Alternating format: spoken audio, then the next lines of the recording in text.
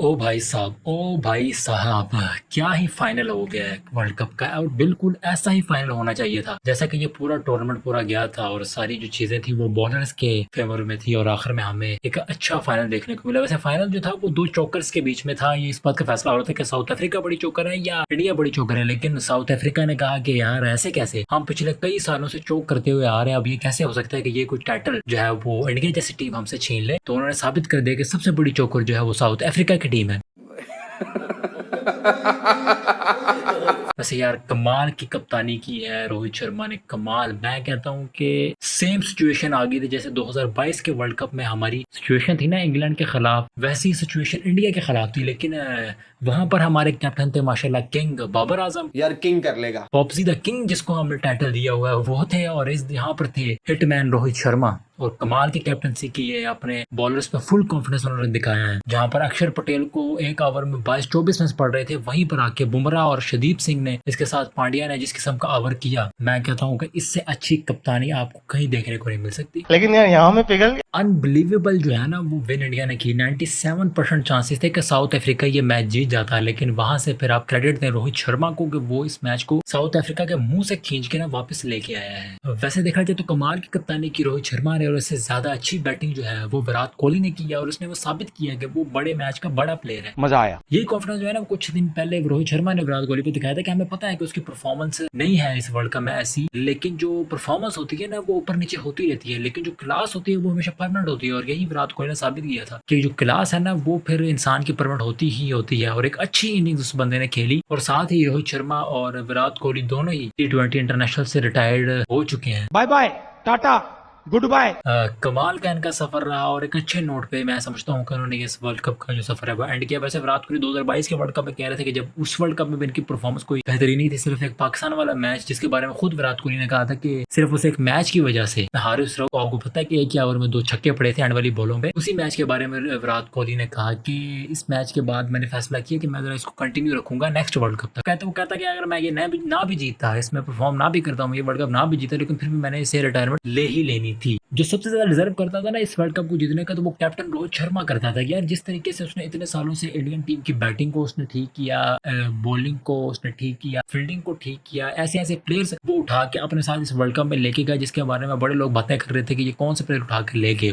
राहुल द्रविड़ ने बड़े अच्छे नोट पे इसको खत्म किया, तो ये सबसे ज्यादा डिजर्व करता था भाई। इसी तरह की जो कैप्टनसी जब आप कर रहे होते हैं ना, ये पिछले कई सालों से चलती हुई आ रही है, ये नहीं कि ये कोई अभी उसने ये कैप्टनसी इस तरह की है, बड़े अरसे से इनकी परफॉर्मेंस इस तरह की आ रही है। 2023 का जो वर्ल्ड कप था ओडीआई का, उसमें भी आप परफॉर्मेंस देखें, पूरे टूर्नामेंट में जो थे ना ये अनबिटन रहे थे, एंड ऑस्ट्रेलिया का जो मैच था उसमें वो थोड़ा चोक कर गए थे। लेकिन एक अच्छे नोट पे जो है वो रोहित शर्मा की जो कैप्टनसी है T20 इंटरनेशनल में उनका कैरियर वो एंड हुआ है। वैसे मेरे लिए जो ये मोमेंट था ना इस फाइनल में, वो था जब सूर्या ने कैच पकड़ा था डेविड मिलर का। वो कैच नहीं पकड़ा था उसने, वो इंडिया के लिए वर्ल्ड कप पकड़ा था। और मुझे फौरन से याद आ गई हसन अली ने जो 2021 के सेमीफाइनल में जो कैच ड्रॉप किया था ऑस्ट्रेलिया के खिलाफ। यार किंग कर लेगा। और इस किस्म के जो कैच की तो है ना कि वो जो एक्सपेक्टेशंस हैं वो आप सिर्फ बाहर दूसरी टीमों से लगा सकते हैं। पाकिस्तान से आप कभी नहीं ये देखेंगे कि इस तरह का कैच जो है वो किसी पाकिस्तानी प्लेयर ने पकड़ा हुआ हो। पाकिस्तान को जो है ना वो इस तरह की ट्रेनिंग जो है ना वो देनी चाहिए कि वो इस तरह के कैचेस को पकड़े, क्योंकि यही जो कैचेस होते हैं ना वो गेम का जो पूरा जो क्या कहते हैं साइड होती है ना वो पूरी चेंज कर देती है, वो आपकी तरफ मोड़ देती है। ऐसे तो नहीं होता है।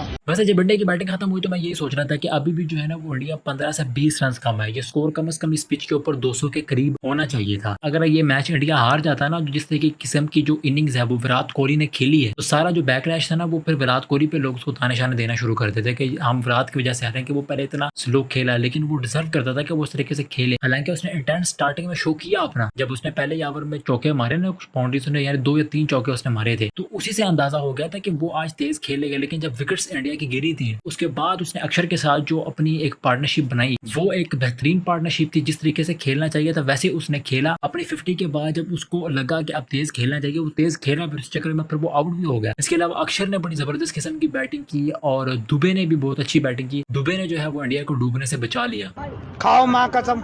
साउथ अफ्रीका का जो स्टार्टिंग था वो भी कुछ ज़्यादा अच्छा नहीं था। स्टार्टिंग में उनकी भी जो विकेट्स थी वो काफ़ी तेज़ी से गिरी थी, लेकिन जो उनके ओपनर थे क्वांटन डी कॉक, उसने बड़ी एक अच्छी इनिंग्स खेली। इसके अलावा क्लासन ने भी बड़ी अच्छी इनिंग्स खेली। अपने अक्षर पटेल के ओवर में उसने जो है वो 22 से 24 रन जो है वो उसको मारे, वो भी क्लीन बाउंड्रीज के साथ। यही नहीं कि कोई बस आधी अधूरी बाउंड्रीज, बिल्कुल क्लीन बाउंड्री के साथ उसने मारी है। उसको पता था कि यही ओवर है कि जिसे हम ज़्यादा स्कोर बटोर सकते हैं, और वहीं से उन्होंने स्कोर निकाला। उसके बाद मैं ये सोच रहा था कि विराट जो रोहित शर्मा है कैप्टन, वो बुमराह को ओवर क्यों नहीं दे रहा, लेकिन फिर आखिरकार बुमराह आया और उसने साबित किया कि वो शाहीन शाह अफरीदी और हारिस रऊफ से ज्यादा अच्छा बॉलर है।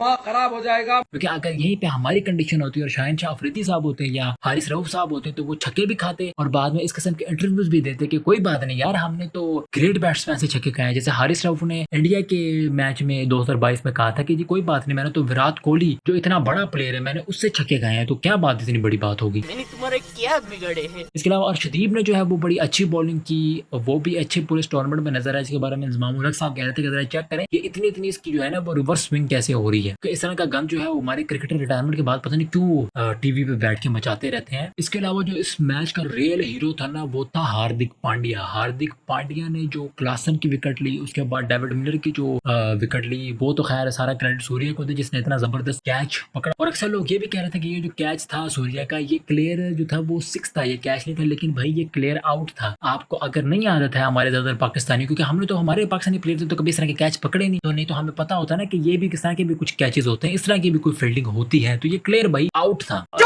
वैसे भी मिलर के ऊपर जो है ना वो काफी प्रेशर आ गया था। जब आपके 27-28 बॉलों पे जो है वो 24 रन चाहिए थे, तो क्लासन की विकेट के बाद जिस तरीके से डॉट बॉल्स खेली बॉलर्स, क्योंकि जाहिर सी बात है फिर बॉलर्स की बैटिंग शुरू हो गई थी, तो फिर बॉलर्स जब आए तो और उन्होंने इस तरह की डॉट्स बॉल खेली तो डेविड मिलर पे सारा प्रेशर आ गया और इसी प्रेशर के चक्कर में फिर वो कैच दे बैठा और आउट भी हो गया। वैसे अगर वो सूर्य कुमार वो कैच ना भी पकड़ता ना तो ये मैच फिर भी जो है ना वो मुझे लगता है साउथ अफ्रीका के हाथों से निकल चुका था। क्या बोला तूने? साउथ अफ्रीका के हाथों से निकल चुका था। जाके इलाज कराओ। वैसे मैं एक दफा पे क्रेडिट दूंगा रोहित शर्मा की कैप्टनसी को कि उसने यार बेहतरीन किस्म की कैप्टनसी की। और वैसे भी रोहित शर्मा ने अपने पिछले कुछ इंटरव्यूज में कहा था कि जो T20 की गेम होती है ना वो किसी इंडिविजुअल की गेम नहीं होती, वो पूरी टीम एफर्ट होती है कि जहाँ पर आप पूरी टीम जान मारती है तो फिर जाके ना आप ये मैच जीतते। पर्सनल माइलस्टोन्स के लिए आप नहीं खेलते, आप अपने कंट्री के लिए खेलते हैं, अपनी पूरी टीम के लिए खेलते हैं। लेकिन वहीं पे हमारे जो है ना शेमलेस बाबर और रिजवान आ जाते हैं जो T20 में भी माशाल्लाह से ओडीआई की इनिंग्स खेलते हैं और ओडीआई में टेस्ट की इनिंग्स खेलते हैं, और इसके बावजूद हम उन्हें द बॉब्जी द किंग का जो टाइटल है ना वो हमने उसको दिया हुआ। बॉब्जी द किंग कर लेगा, किंग के अलावा कोई कुछ नहीं कर सकता। और इसी तरह T20 के इस वर्ल्ड कप के बाद रोहित शर्मा और विराट कोहली ने अपनी रिटायरमेंट का ऐलान कर दिया है। तो बाबर और रिजवान से मेरा सवाल है कि माशाल्लाह से आप इस बारे में कब सोचेंगे? खुदा के लिए आप रिटायरमेंट ना लें, लेकिन कम से कम बाबर आजम से मेरी ये रिक्वेस्ट है कि भाई साहब प्लीज आप कप्तानी छोड़ दें। हम इस चीज का फैसला बाद में कर लेंगे कि कैप्टनसी किसको देनी है। फिलहाल आप जो है ना वो कैप्टनसी छोड़ दें। कैप्टनसी की जो हड्डी होती है ना, जो मटेरियल होता है, जो वो आपके अंदर नहीं है, इस चीज को एक्सेप्ट कर ले कि वर्ल्ड कप ये जो आपने हारा है इसके बाद आके आपको कोई प्रेस कॉन्फ्रेंस करनी चाहिए थी, पूरे कौम से आप माफी मांगते, एक पोस्ट ही आप डाल देते सोशल मीडिया के ऊपर। वैसे तो अगर आपके प्लेयर के साथ कोई गाली निकाल देता है, जैसे हारिस रऊफ के साथ हुआ था, मैं कहता हूँ ये बुरा होता है। किसी को भी माँ बाप की गाली नहीं देनी चाहिए। वहाँ आप उसकी परफॉर्मेंस पे आप तनकीद कर सकते हैं, लेकिन जब आप उसके हक में ट्वीट्स डालें और पोस्टें करें कि जी हारिस रऊफ के साथ जो हुआ था बहुत बुरा हुआ था, तो जो आपने हम लोगों के साथ किया है, जो अपनी पूरी कौम पाकिस्तानी कौम के साथ जो किया है, मुझे जैसे क्रिकेट फैंस के साथ जो आपने किया, तो उसके लिए भी आप आके जरा माफी मांग लें। बेशरम आदमी। साउथ अफ्रीका की परफॉर्मेंस की बात करें जाए तो पूरे ये जो T20 का वर्ल्ड कप, इसमें जिस किस्म की साउथ अफ्रीका की परफॉर्मेंस रही थी ना, तो वो वैसे भी डिजर्व नहीं करते थे कि वो ये वर्ल्ड कप जीते हैं। लेकिन जिस तरीके से ये वो फाइनल में भी पहुंचे थे, बड़े क्लोज मैचेस जो थे ना वो उनके हुए थे। लेकिन इसकी जो सबसे ज्यादा क्लोज मैच, ये जो जितने भी मैचेस वो जीते भी थे, तो ये सिर्फ कैप्टनसी की वजह से जीते थे कि जैसे मार्करम ने जो है वो कैप्टनसी की थी इस पूरे वर्ल्ड कप में, तो वो ही डिजर्व करता था। मैं ये भी चाहता हूँ कि मार्करम को जो है ना वो थोड़ा लॉन्ग टर्म कैप्टनसी दी जाए। ओडीआई का मेरे ख्याल में भी कैप्टन इनको बना देना चाहिए। अच्छी कैप्टनसी कर रहा है और ये साउथ अफ्रीका को कोई ना कोई जो टाइटल है आईसीसी का वो जरूर जितवाएगा। तो इसको जरा लॉन्ग टर्म मेरे ख्याल में साउथ अफ्रीका की जो क्रिकेट बोर्ड है उसको लेकर चलना चाहिए। हार्दिक पांड्या के बारे में बात कर लेते हैं यार। जिस किस्म की परफॉर्मेंस इस बंदे ने इस पूरे T20 वर्ल्ड कप में दिया है यार, जैसे इस बंदे का डाइवोर्स भी हो गया था और मुंबई इंडियंस की जब कैप्टनसी इसने ली थी तो कई जो है वो क्रिकेट फैंस की तरफ बैकलैश मिला था, क्योंकि रोहित शर्मा को हटा दिया था कैप्टनसी से और पूरी कंट्री से भी इसको गालियां पड़ रही थी, इंडियन अवाम की तरफ से, इंडियन फैंस की तरफ से। इसके जो सीनियर टीम मेट्स है ये भी सुनने में आया था कि वो भी इसे पसंद नहीं करते और छपरी उसको कहा जाता था। इसने ये पूरे जो है ना ये अपने इस फेज में खामोश रहा। एट द एंड उसने अपनी परफॉर्मेंस से साबित किया कि यार इन बातों का जवाब जो था अपनी परफॉर्मेंस उसने दिया है। हमारे प्लेयर जैसे नहीं है कि जो परफॉर्मेंस भी जीरो दें और जब कोई इन पर तनकीद करे तो फिर एटीट्यूड दिखाना उनको शुरू कर दें। हारिस रऊफ को पकड़ लें, इफ्तिखार चाचा को पकड़ लें, आजम खान को ले लें, ये बाबर आजम को ले लें। जी मैं हर बात का जो जवाब है ना वो ग्राउंड में दूंगा, तो आपने ग्राउंड में जो जवाब दिए हैं वो हमें पता लग गए हैं। कुछ हार्दिक पांड्या से सीख ले भाई, अब वो नेक्स्ट कैप्टन भी बन जाएगा क्योंकि रोहित शर्मा जो है वो कैप्टन से छोड़ चुके हैं T20 वर्ल्ड कप की, तो लेकिन अभी हार्दिक पांड्या को ही कैप्टन बनाया जाएगा। वैसे कुछ ऐसी भी खबर सुनने को आ रही है कि रोहित शर्मा ने अपने इंटरव्यू में कहा है कि मैं T20 से रिटायरमेंट नहीं लेना चाह रहा था, लेकिन इस अच्छे नोट पे जो है वो मैं रिटायरमेंट ले रहा हूँ। तो इससे तो कुछ ऐसे ही वाज़ेह होता है कि जो राहुल द्रविड़ है उनका जो कॉन्ट्रैक्ट था वो इस वर्ल्ड कप के साथ ही इंडियन टीम के साथ खत्म हो चुका है और अब अगले जो कोच बनेंगे वो बनेंगे गौतम गंभीर। और गौतम गंभीर का तो आपको पता है कि यार उसका फड्डा विराट कोहली से भी था और उसका जो एक माइंडसेट होता है ना कि यंग प्लेयर जो है ना वो टीम में लेके आए जाएं, उसको जो है ना वो यंग गर्म खून चाहिए उसे।